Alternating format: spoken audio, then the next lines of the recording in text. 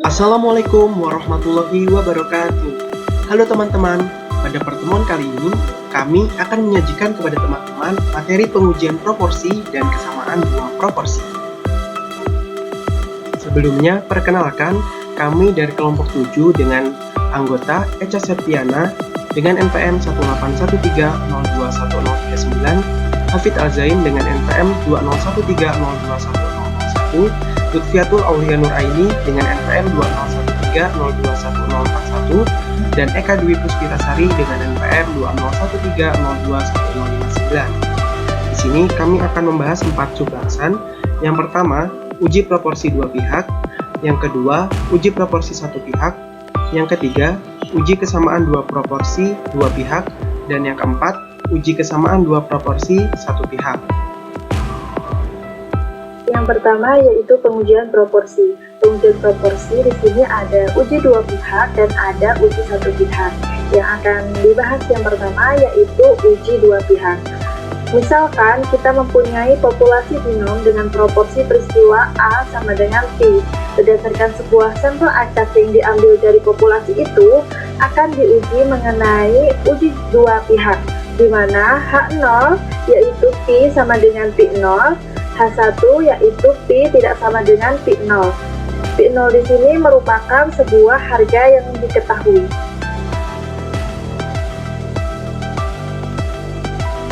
Dari sampel berukuran N itu, kita hitung proporsi sampel X per N adanya peristiwa A. Dengan menggunakan pendekatan oleh distribusi normal, maka untuk pengujian ini digunakan statistik Z yang rumusnya Z sama dengan X per N min P0 per akar dari P0 dikali 1 min P0 per N. Kriteria untuk pengujian ini dengan syarat nyata alfa adalah H0 diterima jika Z lebih dari min Z setengah dikali 1 min alfa dan Z kurang dari Z setengah dikali 1 min alfa, di mana Z setengah dikali 1 min alfa didapat dari daftar normal baku dengan peluang setengah dikali 1 min alfa. Dalam hal lainnya, hipotesis H0 ditolak. Lebih memahaminya, kita masuk ke contoh soal.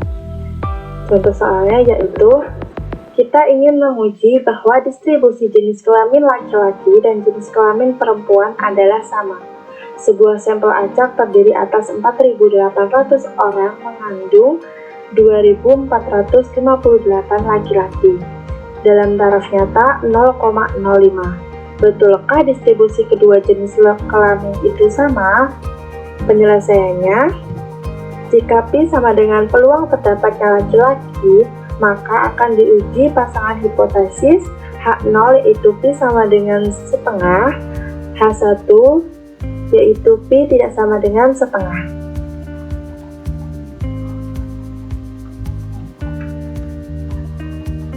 Di soal yang sudah disajikan tadi diketahui X-nya sama dengan 2458, N-nya sama dengan 4800, dan P0 sama dengan 1/2.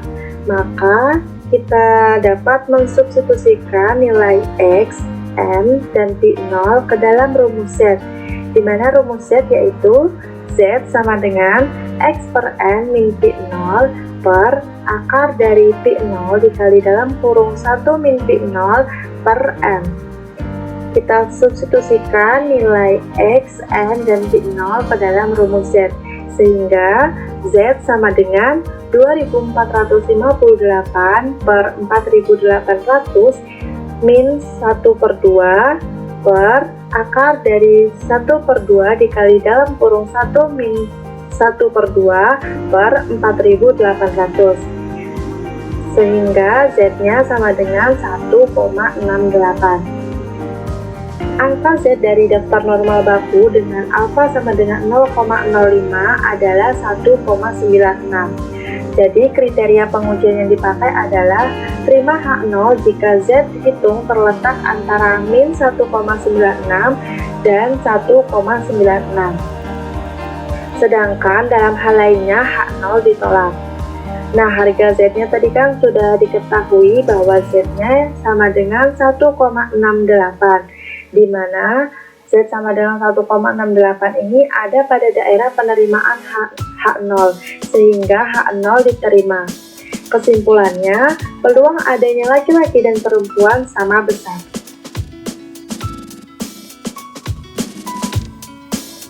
Baiklah, untuk materi selanjutnya yaitu ada uji satu pihak. Jika yang diuji dari populasi binom itu berbentuk H1, maka H0 V sama dengan V0, H1 V lebih besar dari V0. Pengujian ini merupakan uji pihak kanan. Statistik yang digunakan yaitu statistik Z.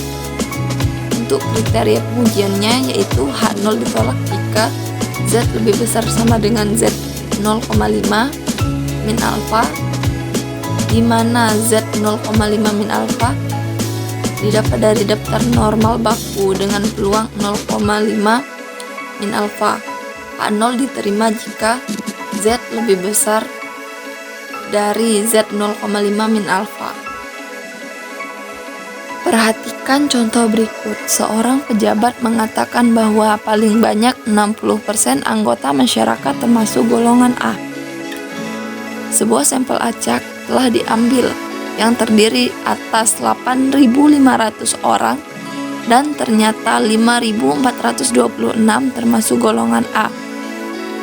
Apabila alfa sama dengan 0,01, benarkah pertanyaan tersebut? Perhatikan soal di atas. Yang akan kita uji ialah H0 V sama dengan 0,6 dan H1-nya yaitu V lebih besar dari 0,6.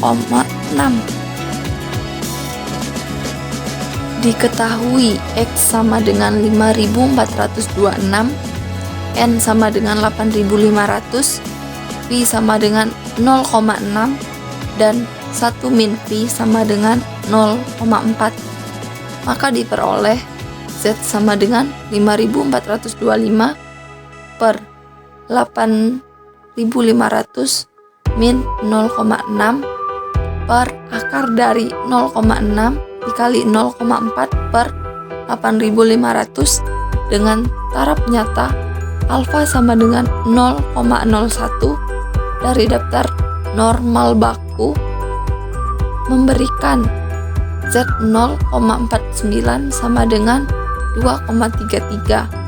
Harga Z dihitung sama dengan 2,33, maka H0 ditolak dan uji sangat berarti.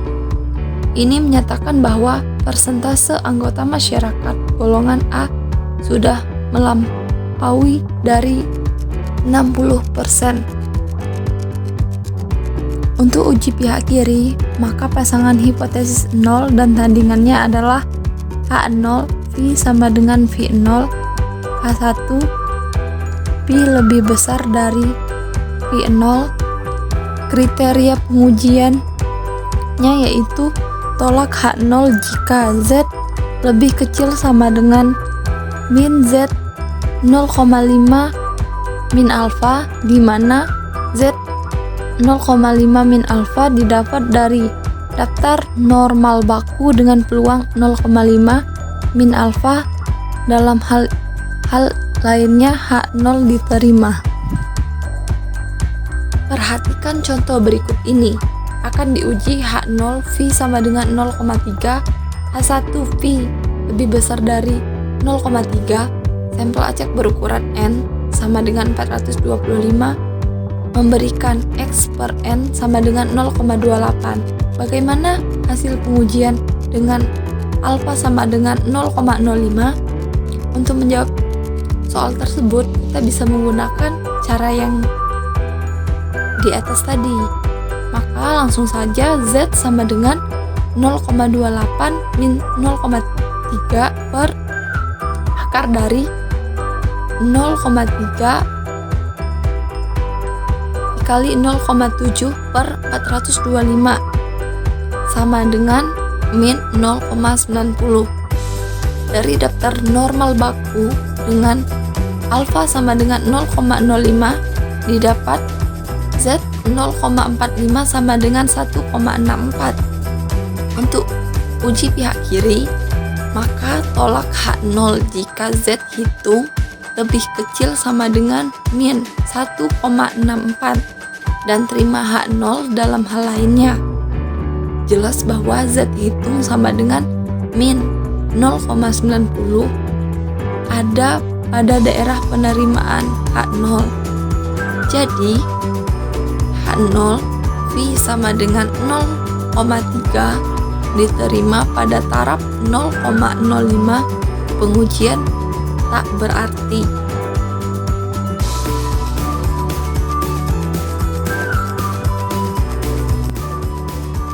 Menguji kesamaan dua proporsi. Yang pertama yaitu uji dua pihak dan yang kedua uji satu pihak. Untuk uji dua pihak, misalkan ada dua populasi binom yang di dalamnya masing-masing didapat proporsi peristiwa A sebesar P1 dan P2. Dari populasi ke-1 diambil sebuah sampel acak berukuran N1 dan di dalamnya terdapat proporsi peristiwa A sebesar X1 per N1.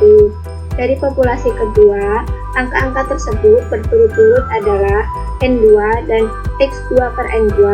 Kedua sampel diambil secara independen. Akan diuji hipotesis. Untuk H0 yaitu P1 sama dengan P2. Untuk H1 yaitu P1 tidak sama dengan P2.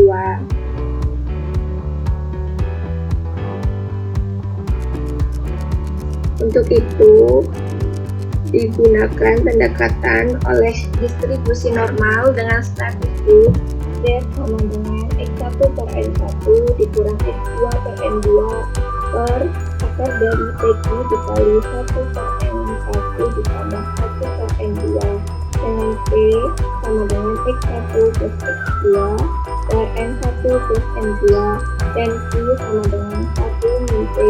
Jika dalam pengujian ini digunakan taraf nyata alfa, maka kriteria pengujiannya adalah H0 diterima untuk Z lebih dari negatif Z setengah dikali dalam kurung 1 min alfa dan Z kurang dari Z setengah dikali dalam kurung 1 min alfa dan H0 ditolak untuk harga-harga Z lainnya seperti biasa Z setengah dikali 1 min alfa didapat dari daftar distribusi normal baku dengan peluang setengah dikali 1 min alfa.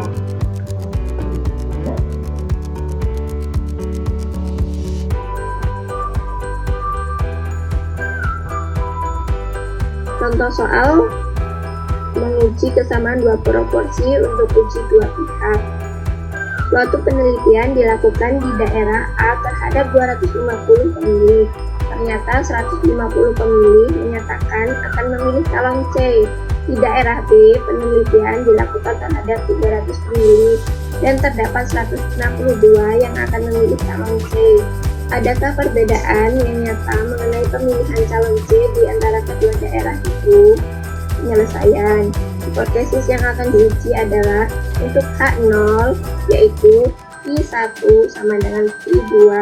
Tidak terdapat perbedaan yang nyata antara kedua daerah terhadap pemilih calon C. Untuk H1 yaitu P1 tidak sama dengan P2. Terdapat adanya perbedaan yang nyata antara kedua daerah terhadap pemilihan calon C. Untuk mencari nilai Z, kita harus terlebih dahulu mencari P dan Q. P-nya sama dengan 150 ditambah 162 per 250 ditambah 300 sama dengan P 0,5673 dan I sama dengan 1 dikurang P. I-nya sama dengan 1 dikurang 0,5673 sama dengan 0,4327. Dari rumus, Z-nya diperoleh sama dengan 150 per 250 dikurang 162 per 300 per akar dari 0,5673 dikali 0,4327 dikali dalam kurung 1 per 250 ditambah 1 per 300, Z-nya sama dengan 1,42. Dengan peluang 0,475 dari daftar distribusi normal baku didapat Z 0,475 sama dengan 1,96. Kriteria pengujiannya adalah H0 diterima jika Z lebih dari negatif 1,96 dan Z kurang dari 1,96, dan H0 ditolak jika Z lainnya. Jelas bahwa Z sama dengan 1,42 ada dalam daerah penerimaan H0. Kesimpulannya, dalam taraf 5%, penelitian memperhatikan bahwa tidak terdapat perbedaan yang nyata antara kedua daerah terhadap pemilihan calon C. Selanjutnya akan saya jelaskan mengenai menguji kesamaan dua proporsi untuk uji satu pihak. Apabila uji pihak kiri, maka bentuk pasangan hipotesis dari H0 dengan lawannya H1 yaitu sebagai berikut. H0 di mana Pi1 sama dengan Pi2 dan H1 dengan Pi1 kurang dari Pi2, di mana Pi1 dan Pi2 adalah proporsi kejadian dari dua populasi binom yang kita miliki. Dengan statistik yang sama seperti di atas, tolak H0 untuk Z kurang dari sama dengan Z dengan indeks 0,5 min alpha, dan terima H0 untuk Z lebih dari Z dengan indeks 0,5 min alpha. Untuk keduanya, Z dengan indeks 0,5 min alpha didapat dari distribusi normal baku dengan peluang 0,5 min alpha.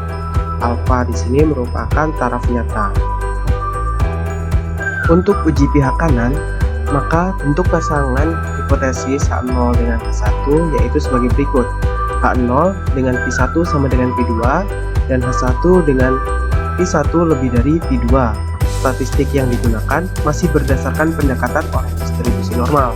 Jadi digunakan statistik Z dalam rumus Z sama dengan X1 per N1 dikurang X2 per N2 per akar P dikali Q dikali 1 per N1 ditambah 1 per N2. Dalam hal ini, tolak H0 jika Z lebih dari sama dengan Z dengan indeks 0,5 min alpha, dan terima H0 untuk Z kurang dari Z dengan indeks 0,5 min alpha, dengan alpha merupakan taraf nyata.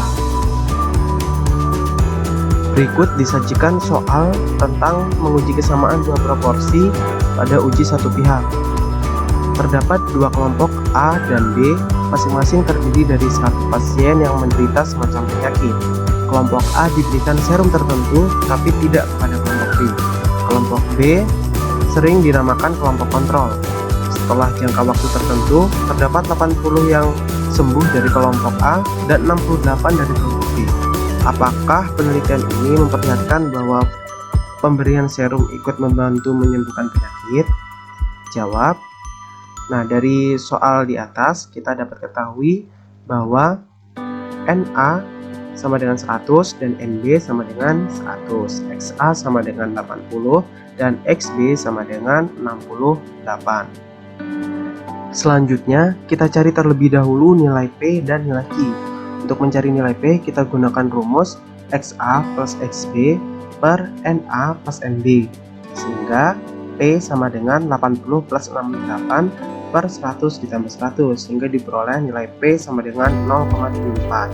Kemudian kita mencari nilai Q dengan 1 min P, jadi Q sama dengan 1 dikurang 0,74, sehingga nilai Q sama dengan 0,26. Selanjutnya, kita dapat mencari besar nilai statistik Z. Kita gunakan rumus yang sebelumnya sudah dijelaskan. Z sama dengan XA per NA dikurang XB per NB per akar P dikali Q dikali 1 per NA ditambah 1 per NB, sehingga Z sama dengan 0,80 dikurang 0,68 per akar 0,74 dikali 0,26 dikali 0,02, sehingga diperoleh besar statistik Z sama dengan 1,94. Jika PA menyatakan persentase yang sembuh dari kelompok A dan PB yang sembuh dari kelompok B, maka diperoleh bentuk pasangan hipotesis sebagai berikut. H0 dengan PA sama dengan PB dan H0 dengan PA lebih dari PB.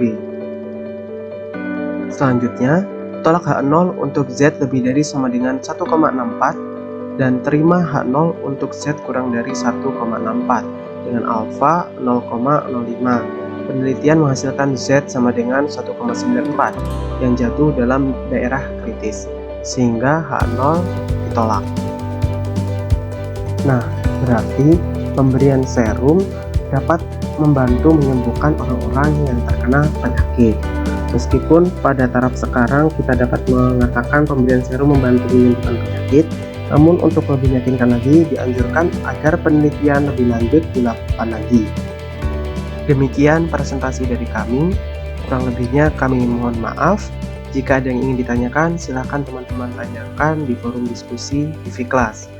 Terima kasih atas perhatiannya, kami akhiri. Wassalamualaikum warahmatullahi wabarakatuh.